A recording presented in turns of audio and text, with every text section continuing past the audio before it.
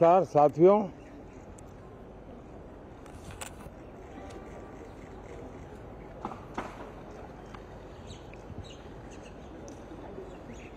शीतकालीन सत्र है और माहौल भी शीत ही रहेगा।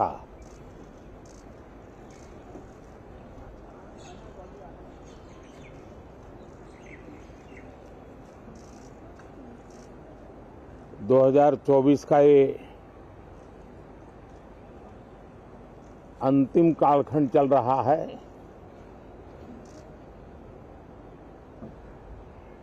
देश पूरे उमंग और उत्साह के साथ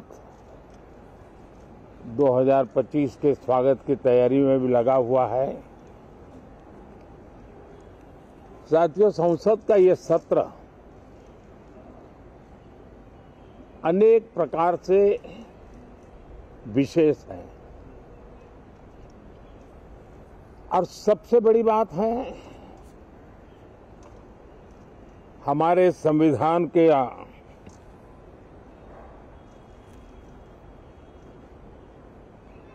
75 साल की यात्रा, 75वें साल में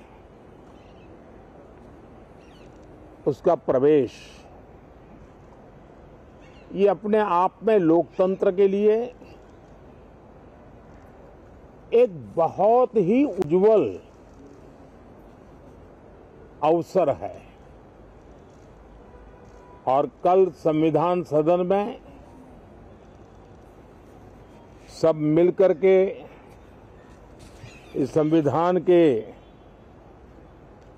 75वें वर्ष की उसके उत्सव की मिलकर के शुरुआत करेंगे।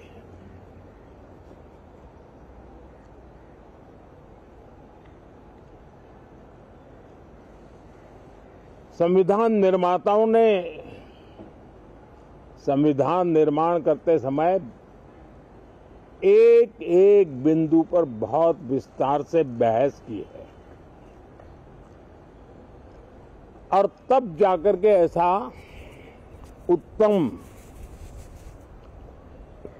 दस्तावेज हमें प्राप्त हुआ है। और उसकी एक महत्वपूर्ण इकाई है हमारी संसद। हमारे सांसद भी और हमारी संसद भी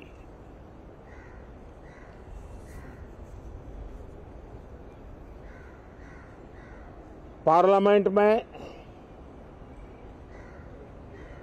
स्वस्थ चर्चा हो, ज्यादा से ज्यादा लोग चर्चा में अपना योगदान दें। दुर्भाग्य से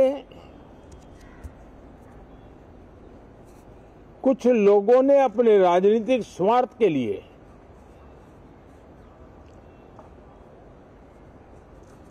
जिनको जनता ने अस्वीकार किया है, वे संसद को भी मुट्ठी भर लोगों के हुड़दंगबाजी से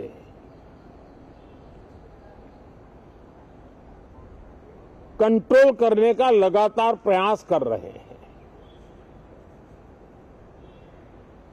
उनका अपना मकसद तो संसद की गतिविधि को रोकने से ज्यादा सफल नहीं होता है और देश की जनता उनके सारे व्यवहारों को काउंट करती है और जब समय आता है तो सजा भी देती है। लेकिन सबसे ज्यादा पीड़ा की बात यह है कि जो नए सांसद होते हैं, नए विचार, नई ऊर्जा लेकर के आते हैं और ये किसी एक दल में नहीं, सभी दल में आते हैं। उनके अधिकारों को कुछ लोग दबोच देते हैं। सदन में बोलने का उनको अवसर तक नहीं मिलता है। लोकतांत्रिक परंपरा में हर पीढ़ी का काम है आने वाली पीढ़ियों को तैयार करे, लेकिन 80-80, 90-90 बार जनता ने जिनको लगातार नकार दिया है, वे न संसद में चर्चा होने देते हैं, न लोकतंत्र की भावना का सम्मान करते हैं, न ही वह लोगों की आकांक्षाओं का कोई महत्व समझते हैं, उनका उसके प्रति कोई दायित्व है वो कोई समझ पाते हैं। और उसका परिणाम है वो जनता की उम्मीदों पर कभी भी खरे नहीं उतरते हैं और परिणाम स्वरूप जनता को बार बार उनको रिजेक्ट करना पड़ रहा है। साथियों, ये सदन लोकतंत्र की 2024 के पार्लियामेंट के चुनाव के बाद देश की जनता को अपने अपने राज्यों में कुछ स्थानों पर अपनी भावना, अपने विचार, अपनी अपेक्षाएं प्रकट करने का अवसर मिला है। उसमें भी 2024 के लोकसभा के चुनाव के नतीजों को और अधिक ताकत दी गई है राज्यों के द्वारा और अधिक बल प्रदान किया गया है और अधिक समर्थन का व्याप बढ़ा है। और लोकतंत्र की यह शर्त है कि हम जनता जनार्दन की भावनाओं का आदर करें, उनकी आशा अपेक्षाओं पर खरा उतरने के लिए दिन रात मेहनत करें। मैं बार बार खास करके विपक्ष के साथियों से आग्रह करता रहा हूं और कुछ विपक्ष बहुत जिम्मेदारी से व्यवहार करते भी हैं। उनकी भी इच्छा रहती है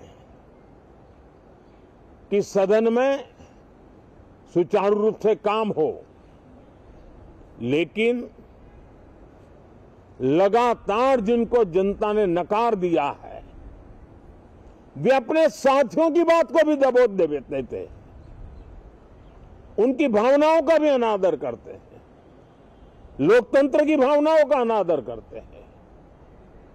मैं आशा करता हूं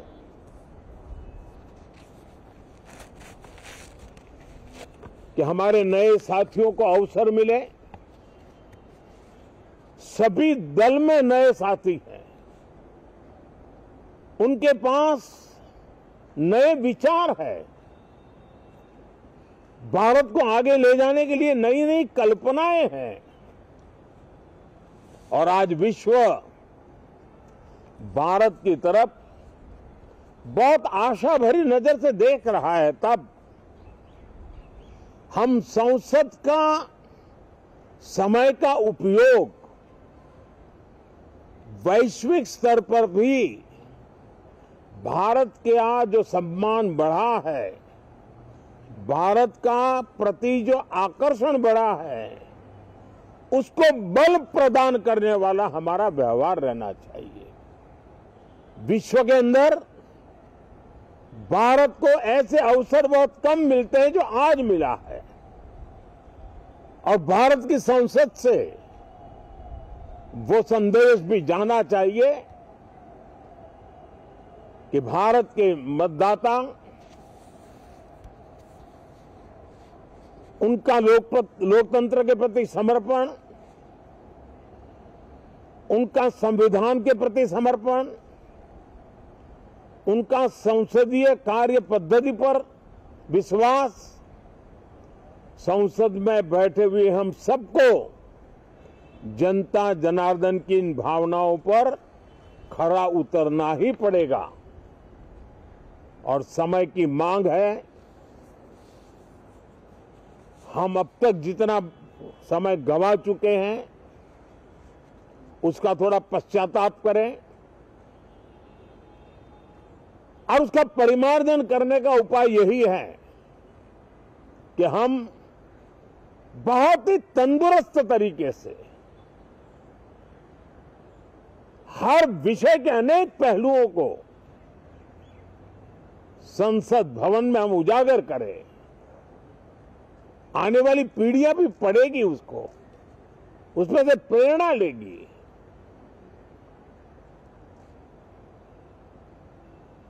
मैं आशा करता हूं कि ये सत्र बहुत ही परिणामकारी हो, संविधान के 75वें वर्ष की शान को बढ़ाने वाला हो, भारत की वैश्विक गरिमा को बल देने वाला हो, नए सांसदों को अवसर देने वाला हो, नए विचारों का स्वागत करने वाला हो। इसी भावना के साथ मैं फिर एक बार सभी माननीय सांसदों को उमंग और उत्साह के साथ इस सत्र को आगे बढ़ाने के लिए निमंत्रित करता हूं, स्वागत करता हूं। आप सब साथियों का भी बहुत बहुत धन्यवाद। नमस्कार।